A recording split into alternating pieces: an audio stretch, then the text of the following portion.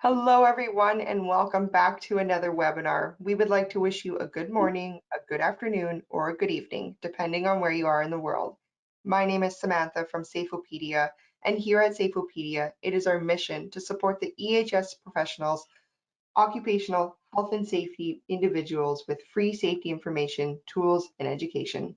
Just a reminder, this webinar is being recorded, and we will send out a link to the recording as well as the slide deck to everyone in a few days. This webinar is for you, the audience, so let's keep it interactive. Make sure you get your questions and your comments into the GoToWebinar console, and we will get to them at the end of the presentation. Today, we are proud to present Safety Culture Measurement is Not Monkey Business. This SAFEopedia webinar has been brought to you today by SAFEmap. It is now my pleasure to introduce to you today's presenter, Corey Pitzer. Corey is the CEO and founder of SAFEmap International, a company specializing in the psychology of risk. He consults internationally to many corporations in mining, utilities, military defense, and construction, all with occupations in which people can be seriously injured or killed in their work. Corey was an infantry platoon commander, an underground miner, and he has done every dirty job to earn money for his studies. Corey enjoys skydiving, motorcycling, and race car driving. As a result, he knows way more about risk than he does about safety. I am very grateful to have you all sit back, relax, and enjoy this presentation. With that, Corey, please take it away. Thank you, Samantha. From a cold and snowy Vancouver, I'm really excited to be here and to have a discussion around safety culture measurement is not monkey business. This is a bit of a prelude to an invitation we're going to make to potential new partners for SAFEmap anywhere in the world. And I'll talk a bit about that at the end after I've explained to you just the ins and outs of safety culture measurement. It's not monkey business. Well, monkeys can be clever. And here's a monkey with a little bit of a dilemma.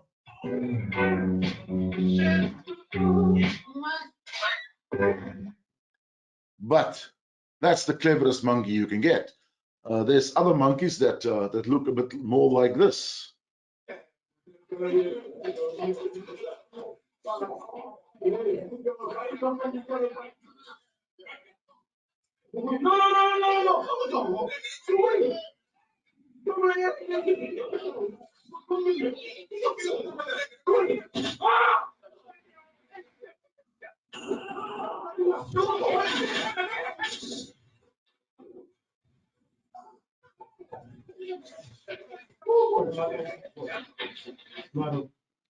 You can't give a rifle to a monkey, you can't give a surgical instrument to a monkey, you can't give a computer to a monkey.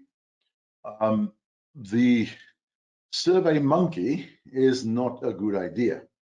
And I'm speaking about the low level of thinking that goes into what we regard today as surveys.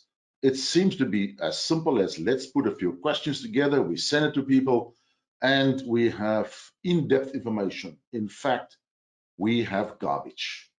And it's none more so than in the field of safety culture analysis.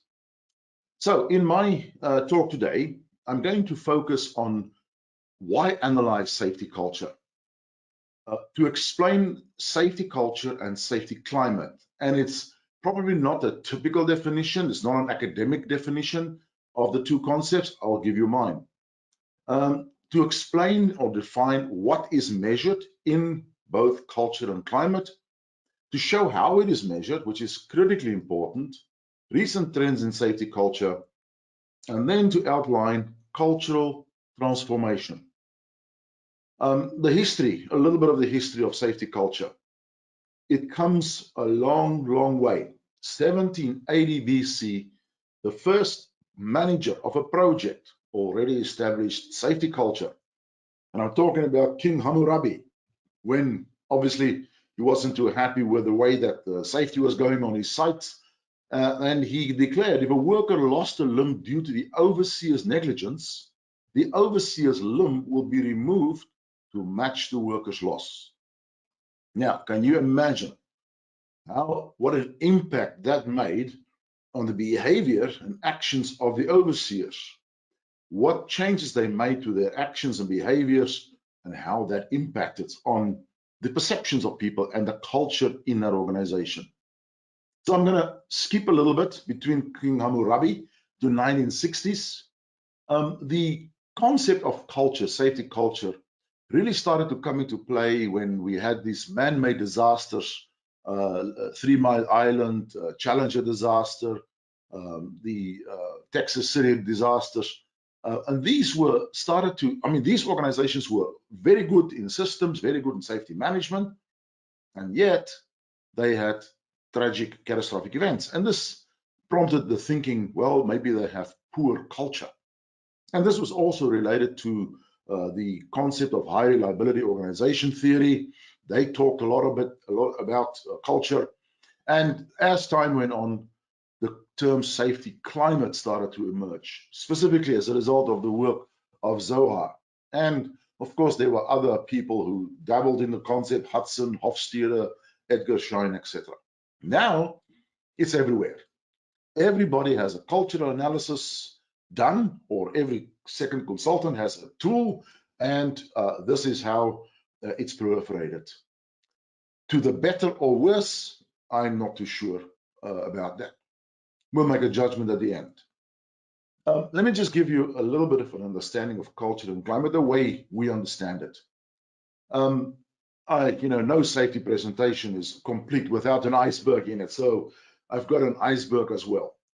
And I typify what is visible in the organization as climate, what organizations do, and then what organizations think or feel more as the culture in the organization. And this is the definitions that have been thrown around by other people as well. I also like to use it in this term. It is when someone's watching, I think we're talking about safety climate. When no one's watching, what you really do, that's more at the cultural thinking and feeling level of the organization. I have a classic video that I always play to show this difference. And if you haven't seen this, here is what's happening. This is my top-notch carpets company. And one of the employees is Daryl. Daryl's been working for the small company, and they're a bit under pressure. Business is not going well. COVID, not many people put carpets in their houses. But his boss has always said to him, Daryl, in our business, top-notch carpets, the customer is king. Well, they are getting close to shutting the business down when they get a breakthrough. And the breakthrough is the richest person in town, and this is a small town, the richest person in town, the town's local doctor, this lady here, is calling them up to putting carpets in their house. Her husband's the mayor of the town, big customer, important. And she said to Daryl, it's Wednesday, you have to finish the carpets by Saturday because we have a big party for our little daughter, little lady on the right. Now you can see the pressure. Daryl's boss said to him, Daryl, do not mess this up. Customer is king. And don't forget the safety. So he gets out there, he starts the job, he's getting ready, and he does all the right things. He's doing his safety checks, a job safety analysis, he ticks it off. He's ticking off that he's got his personal protective equipment ready. He does a take 5 risk assessment, and he lets the customer sign their safety policy, and she is impressed. Now, these are both issues that I see featuring the safety climate level. Now, what is culture? It's Saturday afternoon, it's 5 o'clock. The party starts in an hour. She's coming to walk into the house, into the room now, to check his progress. And the final inspection is going to happen.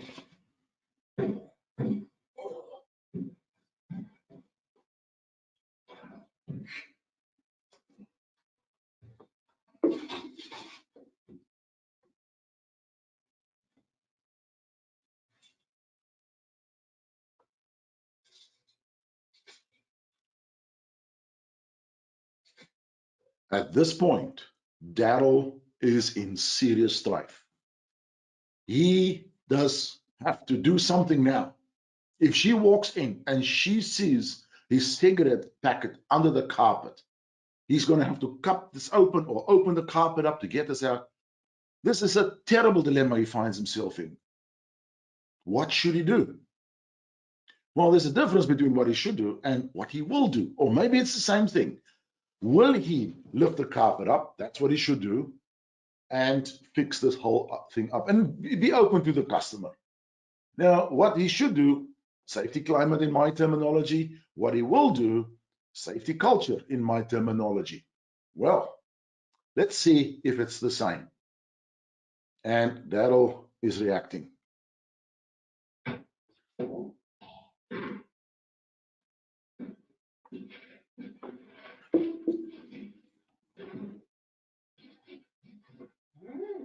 This looks great. This would be yours. I have it on this table. Thanks. Mommy, have you seen my hamster? Well, isn't he asleep in his cage? Have you seen my hamster then? No. Honey, go upstairs and look for you. I'm sure. What was in the bed like you found last time? Imagine what is going through Daryl's head. And there's the hamster. Now, it doesn't stop there. It goes on. What should Daryl do now? You know what's the right thing. Daryl should call them in and say, look, I've made a mistake. Your hamster is under the carpet. That red spot on the carpet, that was your hamster. That's what he should do. What will he do? Well, imagine. He calls this girl in. This is the poor little hamster, a beautiful little animal. And this is the little girl's face. Can you imagine the heartache, the devastation Daryl's going to create by telling her it's dead? Now, I'm not saying this is the right thing. I'm not making a comment on that. Wouldn't she all be better off if she believes the hamster escaped and is living happily somewhere else? This is what's deriving the thinking, the feelings in an organization. And this is what's happening at the cultural level. So at the front end of a business, upstream, we have people talking, making speeches. We have the policies, we have supervisors guiding the work, we have safety checks, and there's poor Daryl at the downstream end of the business. And all of these things are coming down onto him. Now, this is the important backdrop to safety culture. Let's have a look at models and indicators in this field. This is the current SAFEmap safety culture model, and it looks pretty straightforward. Perceptions of the company, of leaders, processes, etc. But I want to just give you an insight of where did this come from. Now, many years ago, in 1982, I started working on a mine in South Africa as a human resource manager or officer at that stage. I was trained as a psychologist, and the manager that I worked for did me one of the greatest services in my life. He told me to get a blasting ticket and get underground and work underground until I'm qualified as a miner. This is how you get underground. The second, it's three shafts. And the first shaft, because they go a long ways, then down the second, and then down the third. Experience is blocking now.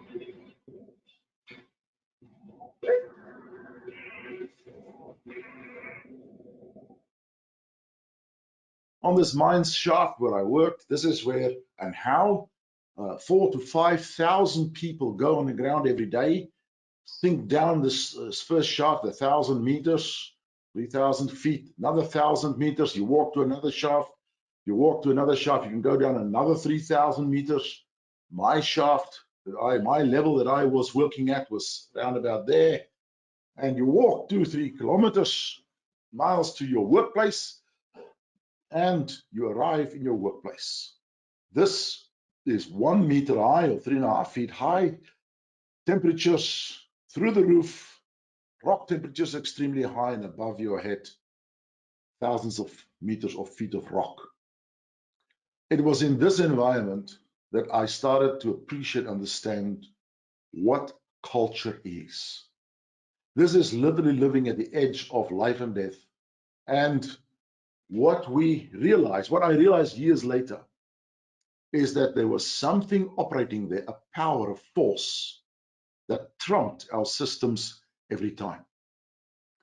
A few years later, this company called Gencor at the time, I was, as a result of this accident, appointed as the group safety manager, or group risk manager for this company, a huge organization with over 60 mines, more than 100,000 people working there. And I developed this concept or this process, a week-long process called the Gencor Safety Performance Review, that combined serious risk identification with how to manage people, how to manage risk, how to manage risk perceptions, a week-long process for the management team. And prior to we deploying this at each mine site, my colleague would go to the mine and would conduct a survey.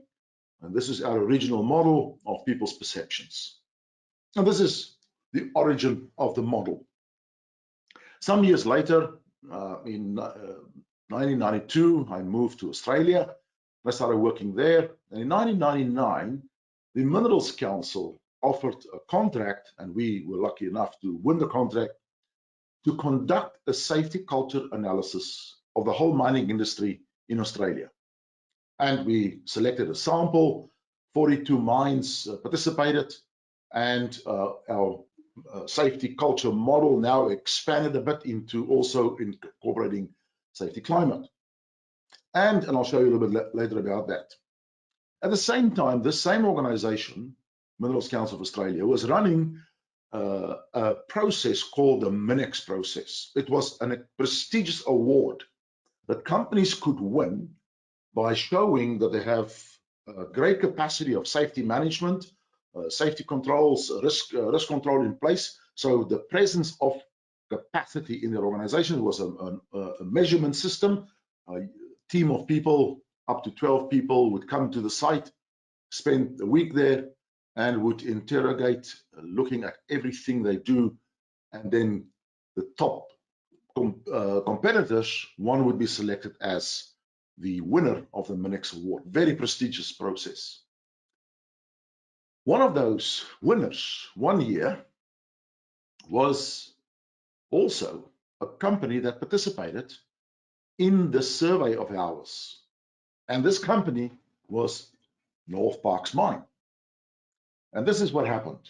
On the 24th of November 1999, a large underground cave created by a block caving mining method suddenly collapsed at North Parkes Mine. Pressurized air with entrained rock, debris, and other material entered one level with extreme velocity. Somewhere in one level, the air blast struck a utility used by the two drillers that had been working in the area. The drillers, Mr. Stuart Osman and Mr. Colin Lloyd Jones, were hit by the air blast and fatally injured. The air blast traveled further into the decline, encountering another vehicle.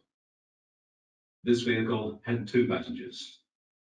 The vehicle was picked up by the air blast and tossed around the drive. Both passengers were fatally injured. A tragic event. I was actually, before this event happened, a panelist for the MINEX process on this mine, visiting this mine, and I was absolutely convinced this mine deserves to be the winner of the MINEX process, which they did. High commendation. We also went back to our database after this incident and realized that they were the third most positive mine of the 42 mines in our culture survey.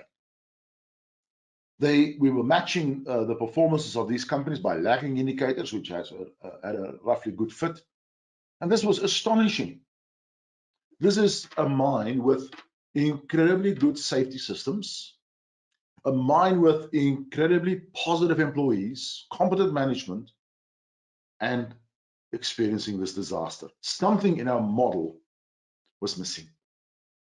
And as I started to interrogate more and more in depth back into our model and in this database, I found that two issues were missing: risk secrecy and confidence. We didn't measure that. And here's what the issue is. The less people are willing to talk openly about risks, about things that concern them, the lower the risk transparency is, or the higher the risk secrecy. And the level of confidence or overconfidence in the safety systems or in the protections that people experience. Now, here's the starting point, which is the ideal. Low risk secrecy and low confidence is a potent mix. As the confidence in the systems increases and protection increases, I call that malignant. And if there's high risk secrecy, people secretive about their concerns, they don't talk openly, that's a toxic environment. And the combination of both high and high is a destructive environment. Now, this sparked my interest since then into analyzing the culture of near zero organizations. And I call them near zero because they were organizations like these who had incredible safety performance by traditional lagging measurements. And the next day, they all had disasters. And this is what the distinguishing factor was. If you look at a number of those, and I've published an article in the ASSP magazine some years ago, and also an article with Sidney Dekker on this. These organizations all around the world, until the last second, were near zero, great organizations, and then became catastrophic ones. More than 6,500 people died in these organizations. If you look at this, the approach to systems in an organization and what they focus on, systems in an organization can be reactive, intentional, or integrated at a higher level, increasingly higher level. Or the focus could be on results, or the focus can be on values in the organization, or the focus could be existential, DNA, part of their DNA. Now, if you look at the first two, and you look at, first of all, organizations that are reactive and focusing on the results, that's the difference between a random and a reactive organization. And at the top end, if the systems are integrated, but they're looking at results, call that a rational organization. And that's typically broadly what would be typified as safety one. Intrinsic values, if the organization starts shifting and doing safety for the right reasons, intrinsic metrics, etc., this is the range of descriptions you could put to that. The higher end resilience, resilient engineering, safety 2 concept today. Now, if you look at what happens in these disastrous organizations, they started to become obsessed with control, and they started to become restrained, deluded, and distracted. And this is safety near zero. Now, if you look at the typical matrix models of maturity, this is where these organizations can turn into, and they reach this, what we call this destructive level of culture in the organization. So, turning back to our model, we expanded our model and developed metrics around risk influences, around risk action, candor, incident review, how people report risks, and a range of metrics that we redefine into 12 indicators. And the indicators 4 to 9, risk transparency, safe behaviors, team impact, etc., those are all metrics that make up this gap. And this is how we typify and use our model. We use it as, on one end, a culture of risk and a climate of safe. And we can measure these in combination, and we can make inferences from this in a very, very advanced way. And when you look at the safety 1, safety 2 debate that's going on as well, we tend to stand aside from that. Our approach in SAFEmap is an approach that brings safety as existential risk as part of the DNA of the organization. And we have these terminologies that we describe culturally where organizations ideally should be. And we call this deep safe. So on the one hand, we have SAFEmap as a company that look at that and pioneer and challenge, drive into higher levels of integration, etc. And on the other hand, we split our company into a risk map. And the risk map looks at additional risk control, but in a highly progressive way, in a way that matches and links up with pioneering and challenge. Just to give you the context. So when we look at analysis and metrics, it becomes quite interesting. And here's a little statement or a slogan from Lewis Carroll. If you don't know where you're going, any road will get you there. Now, in our methodology, our approach, you could say, culture is the starting point. Understanding, measuring, analyzing that culture in the organization, and that gives you the ability to develop a process of change and transformation from that. Without that, you are not going to be capable to stay on track in line with a process that you envisage, but also a targeted transformation process. So, in terms of our metrics, the analytics of that culture, we call this Prisma, and this is why we call this Prisma. The PRI stands for Psychological Readiness Index. You'll see a little bit later, it's associated with psychological safety. We measure strength in the organization's culture, we measure maturity, and we measure alignment. Now, let me show you, first of all, how we measure strength. Our model has got 46 factors, and there are 92 statements associated. Each factor has a positive and a negative statement associated with it. So let's look at the most obvious one, commitment. This company is very serious about safety. The company does not care much about safety. So our questionnaire is randomized. And I'll show you in a moment how we do this, but people don't know what comes next. They simply respond in a forced choice manner to these statements. We have software that measures this, and the software collects the data, and you can see from the graphs what proportions of groups have actually responded to the positive statement, what proportions responded to the negative statement, and what proportions responded to both in group A, and what proportions responded to neither. And so we create from this a very straightforward metric, the net positive response. So we just simply subtract the negative from the positive, and this is the net positive, and that's a net negative if there's more negative responses or more responses to the negative statement. Now, over the 30 years that we've developed and built our system, in the last 22 years, we have really built up a database that is extraordinary. And those numbers there, 500 companies, more than 500,000 people, that's very, very low already.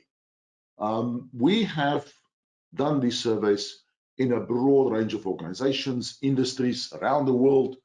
And from this, we've developed a database that we divided up into bottom quartile, lower industry average, upper quartile, and top companies. And each of these is a benchmark. Now, most of our clients, we use the top company as a benchmark of where they would like to be. They don't want to measure themselves against bottom quartile because what value is that? So we use the top company benchmark, and in our analysis, we place this on the graph, the net positive result graphs, and we measure the difference between the company's response and that of the top company, or whatever benchmark we use.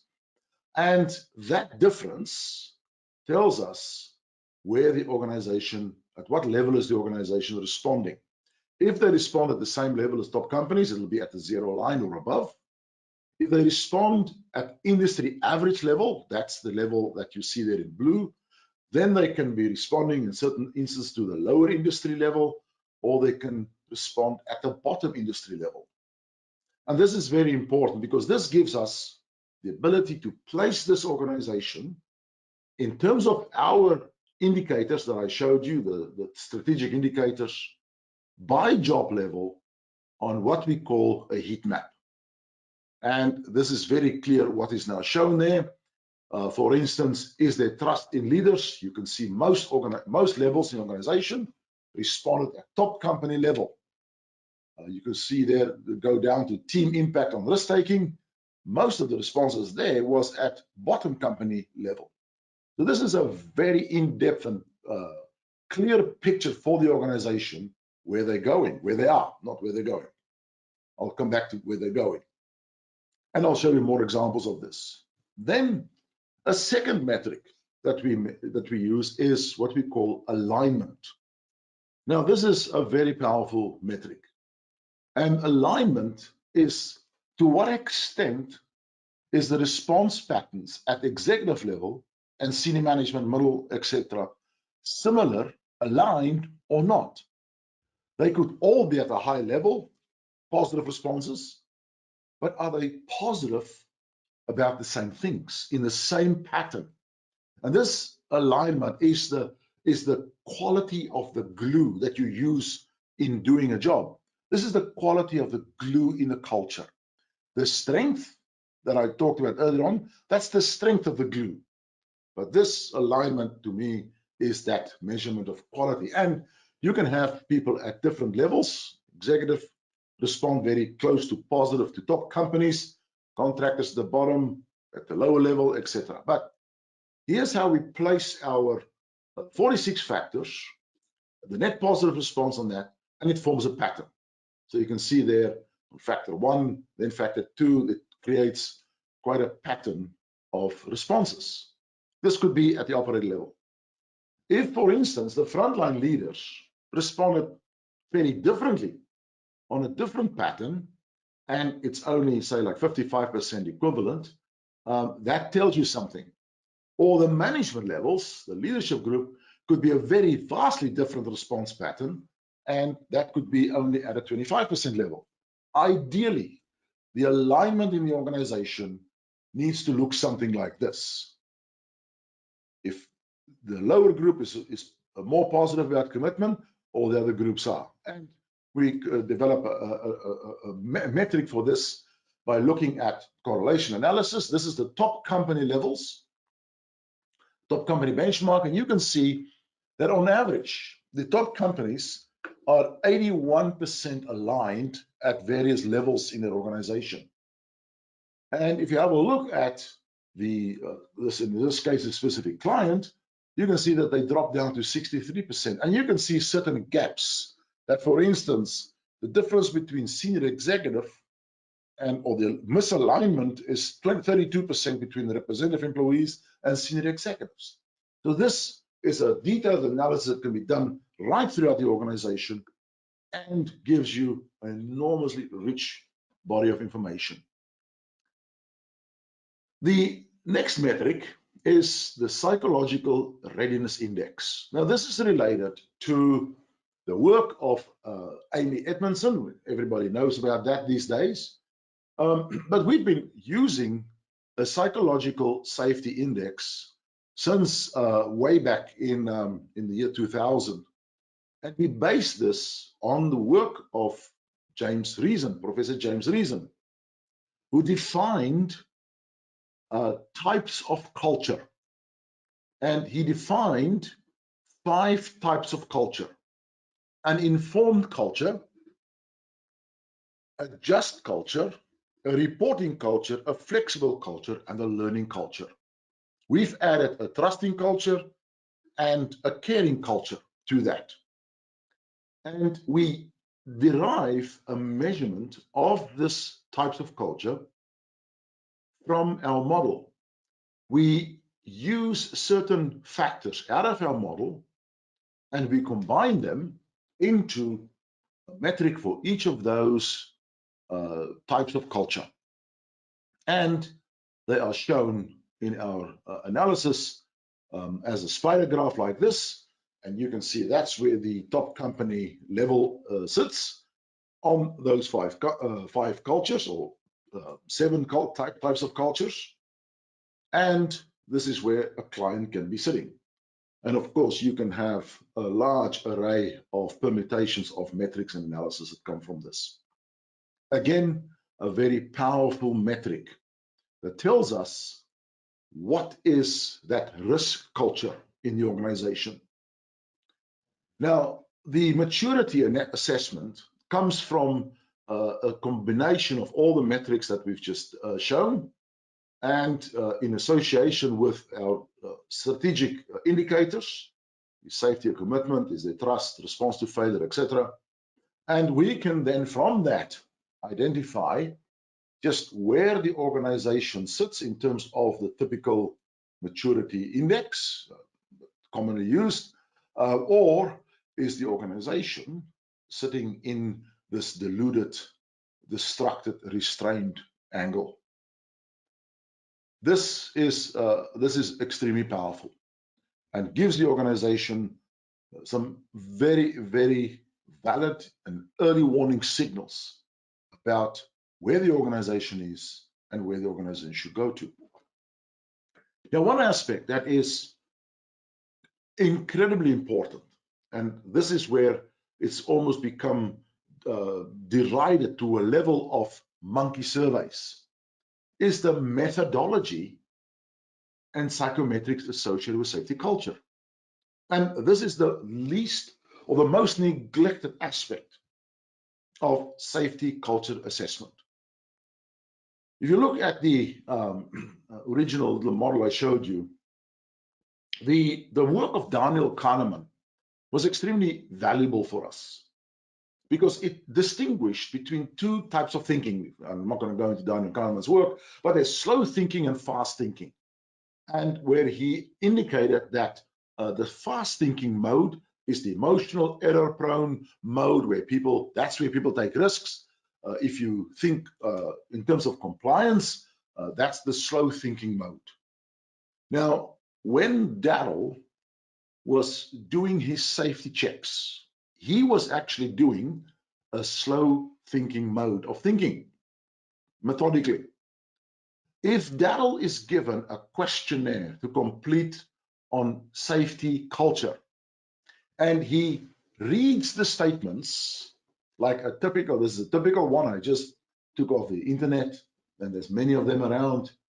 The most important thing here, first and foremost, is Darrell fills this in and everybody knows who's doing it. If you get an email to your email address and you ask to complete a survey, you know people know who you are. If you're giving a questionnaire and you fill in your demographic details on the front end of the paper questionnaire, people sense that they know who's filling up this questionnaire. This is or even if you go as far as you conduct surveys with interviews, everybody knows. So what is the response of people to that? Well, if a questionnaire is handed out, formal safety audits at regular intervals are a normal part of our business. Yes, everyone at this organization values ongoing safety improvement in this organization. Darrell will tick yes. Organizations consider safety as important. Yes. All these ticks will come on the bright side of the equation because we know who is filling this in. But there's more issues related to this. The whole issue of using Likert scales on a scale of responses. There's a whole range of biases, measurement error that comes into play. The most common one is called social desirability, where people like Darrell would like to show the most positive picture that he can possibly do so that it doesn't reflect back on him. Some people have tendencies to what's called the agreement bias. They just simply agree with the statements at the agreement side of it. Or some people at the negative, they just respond there. Some people respond in the central tendency. Many people go for the central tendency, and people can also be subject to error responding. They read back, they think about the answer, and they create an answer. And if you look at the typical questions in a questionnaire, just look at this one. Out of this questionnaire, the organization considers safety at least as important as production and quality in the way work is done. What you do there is you give this person who reads this now and analyzes the statement, you give that person a total of 5 things to consider in one snapshot.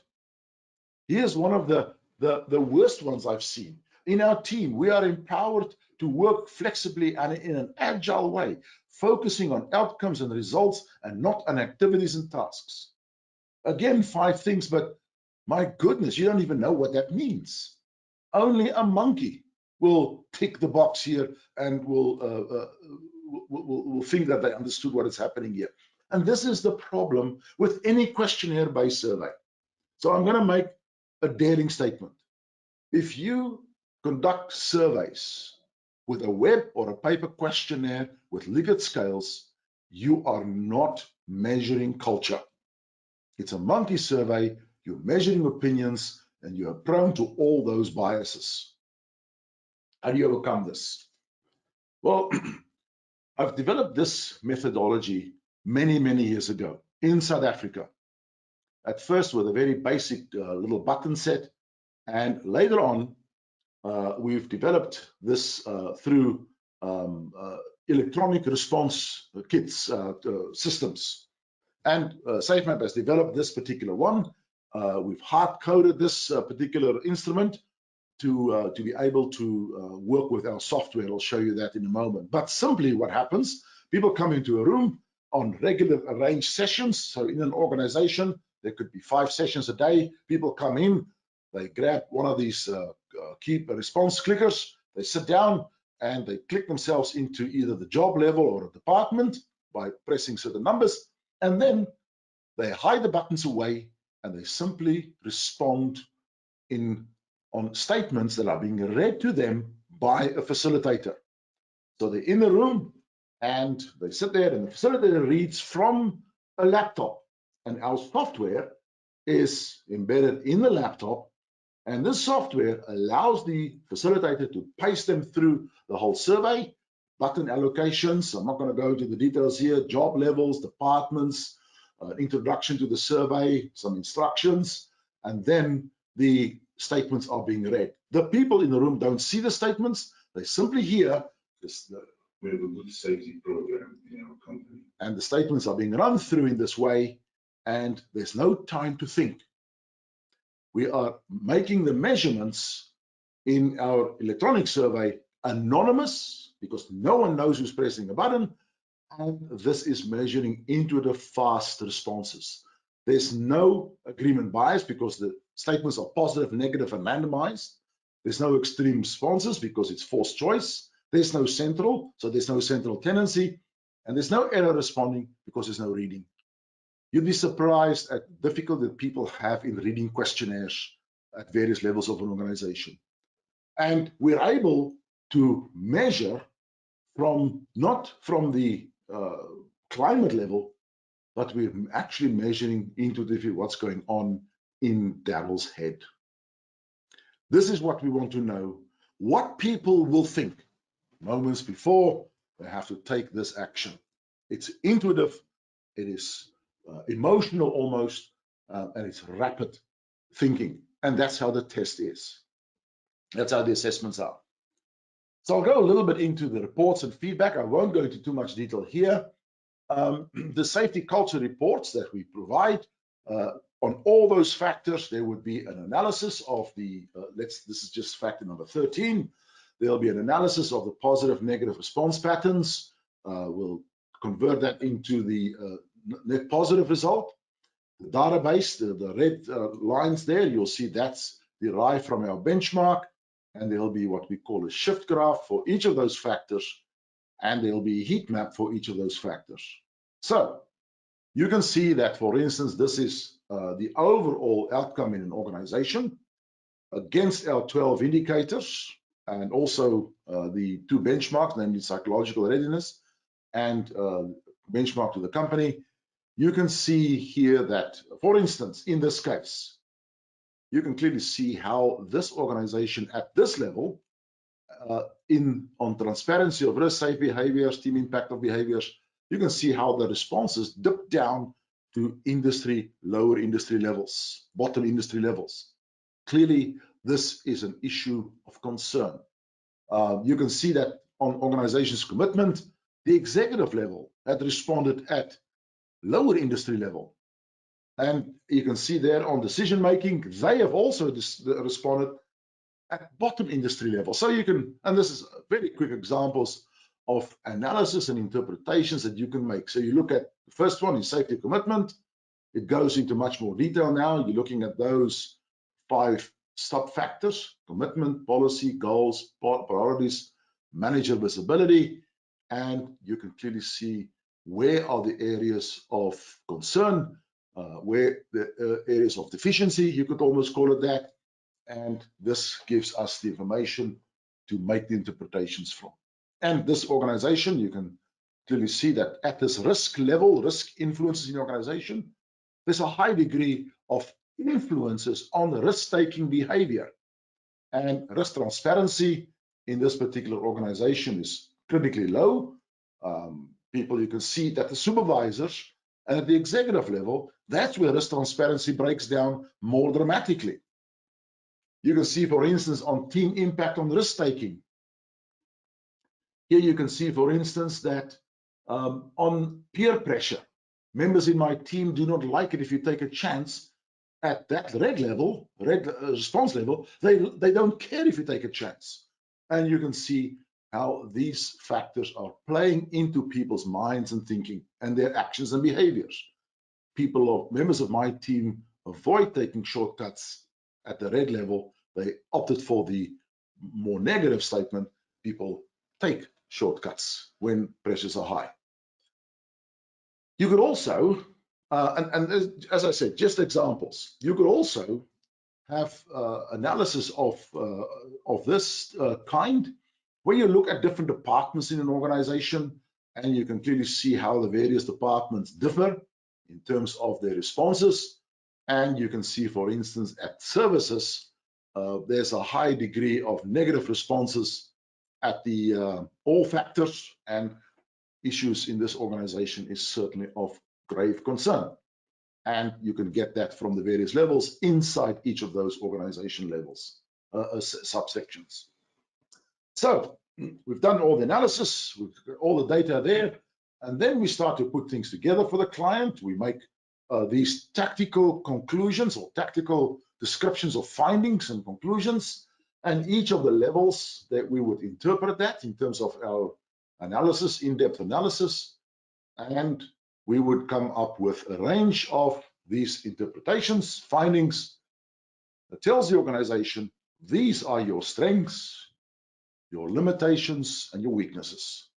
And each of these can then be converted, so to speak, into tactical recommendations that are, say, sustaining, retaining what you're doing well, and what you need to optimize and direction for the organization to do this. We also interpret the data then at a more strategic level.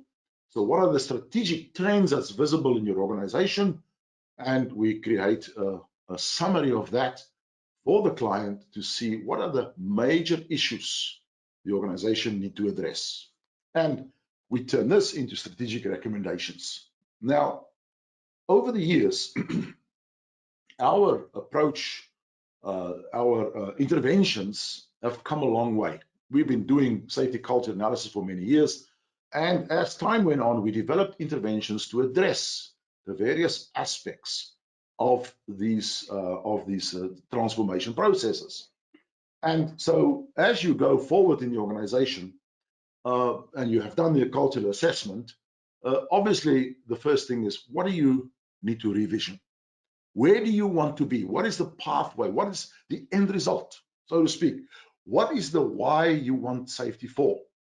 And then as you do that, and these are all intricate processes as part of our interventions, the organization resets their strategies.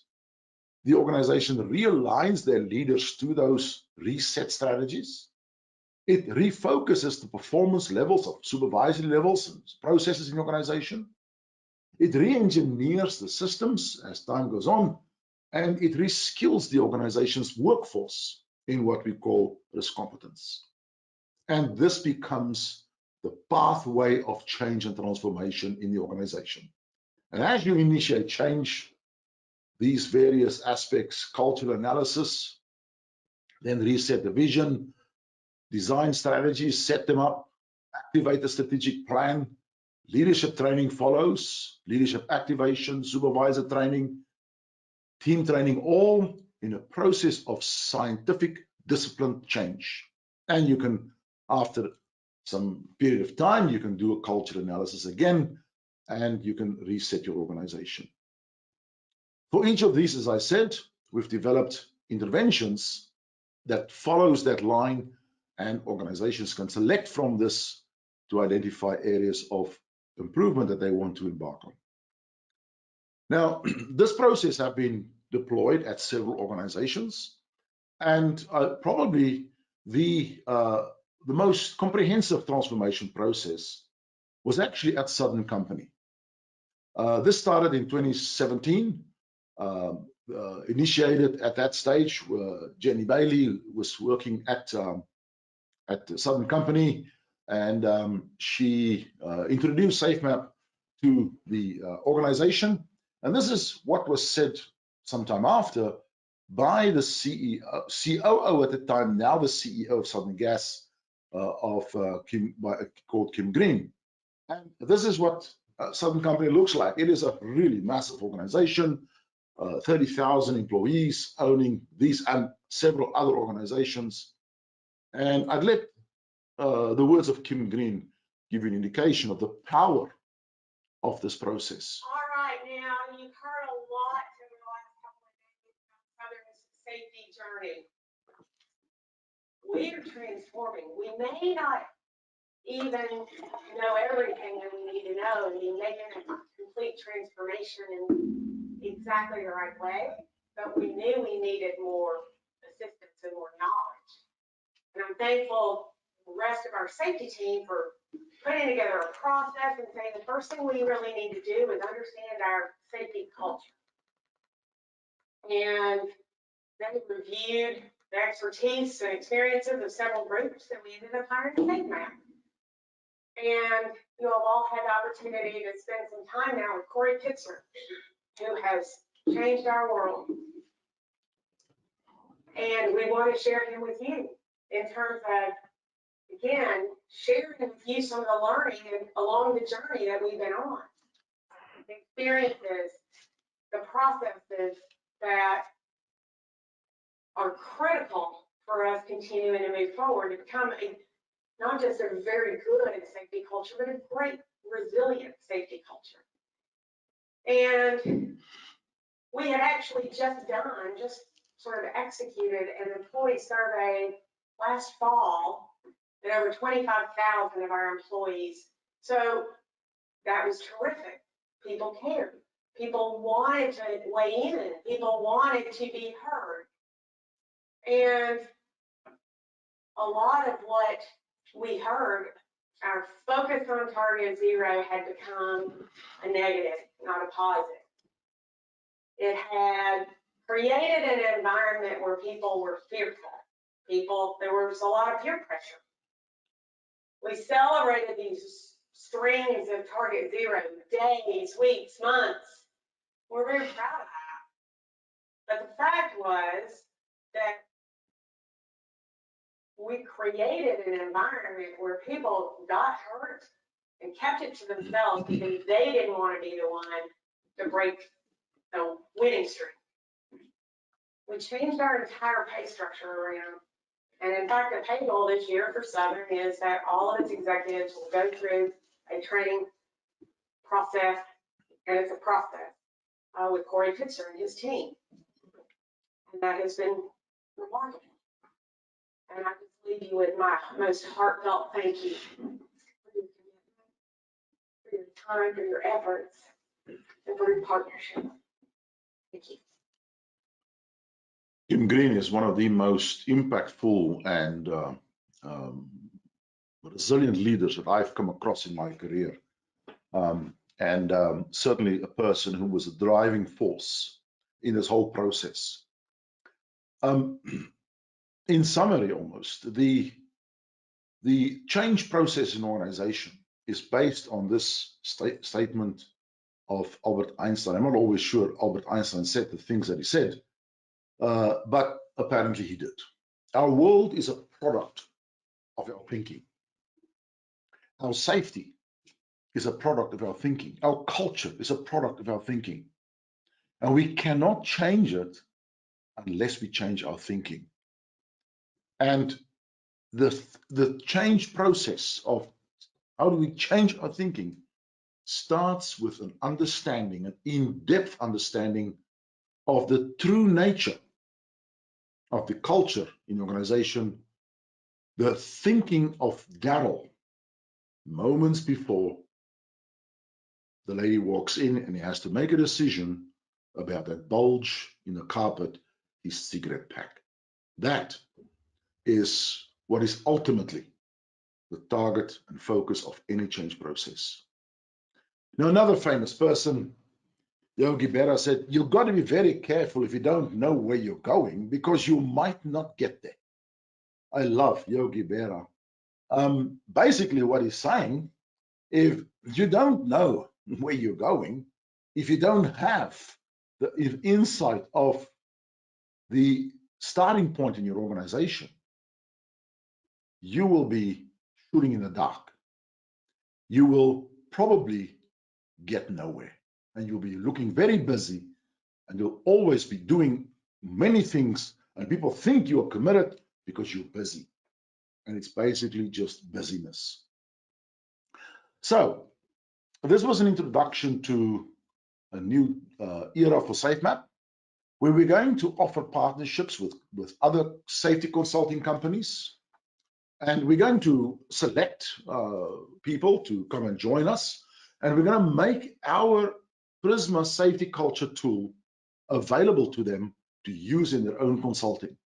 SAFEpedia is supporting us in this process, but it is very much an invitation to genuine safety consultants who think and believe that they can utilize the analysis of culture of their clients as a powerful starting point and as a powerful driver of transformation.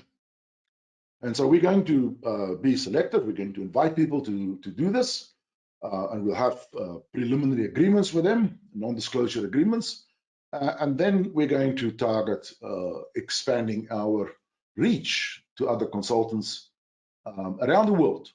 So if you're interested, please let us know. You can send us an email at safemap@safemap.com or to SAFEpedia. We will reach out to the people who's been enrolled for this program, and we will ask you to consider going on a very exciting, different route in your business with us. Thank you very much. So now is the time for questions. Our first question coming in is, after hearing the presentation, I know that it's not monkey business, but would you say that it might be a little too complex? Well, there is certainly, culture is a complex topic. There's no question about it. We have made it as accessible as possible. So for instance, the way that we do a report, you will not get a massive report that is reams and reams of paper. We do very graphic, very powerful analytics, and we show that as part of the report. So our reports are, for instance, in PowerPoint format. And I hate the word simplify, but we optimize the information to the level where the average engineer in an organization can look at this information, understand it in clear terms, and knows how to deal with it. And we've had lots of experience with this. The way that we do this have been developed over many years. And as time went on, we realized, don't come up with complex analysis and verbs and verbology, beautiful psychological terms, which is often the way to do this, to sound clever. We actually try not to sound clever. And therefore, I think we reach the audience. Excellent. Our next question is the Prisma SAFEmap available in other languages? Yes, we have it available in many languages. We've translated this into French, Russian, Polish, Spanish, Asian languages. We're doing it all over the world. And if there's a language we haven't done it in yet, we have a very rigorous process of doing the translations with even taking consideration local dialects and local terminologies that we do in this with. So we have a three-step process of doing it. But yes, many languages and all the major languages. Perfect. Well, I just want to say thank you so much to you, Corey, as well as SAFEmap for the wonderful presentation today. A lot of the questions coming in are congratulating you and saying thank you for the wonderful introduction to the new look in safety culture management. So before we wrap it up today, I just wanted to give you an opportunity. Is there anything you would like our audience to keep top of mind from today's presentation? Yes, I think the one thing that I feel, culture, everybody uses the word. Psychological safety, everybody uses the word. Just remember that these are not inaccessible. This is actually where things are going in the organizations. And I think the approach, this whole debate about safety 1 and safety 2, let's not be distracted by that. You have a task in front of you in your organization. You can be a phenomenal change agent in your organization. And I hope you are. Excellent. Well, as always, I want to thank the audience for attending today's presentation. It wouldn't be possible without you. We will be sending out the presentation to everyone in a few days, as well as the slide decks. So make sure you look out for that. So thanks again. Take care, stay safe, and remember, safety culture measurement is not monkey business. Thanks again. Bye, everyone.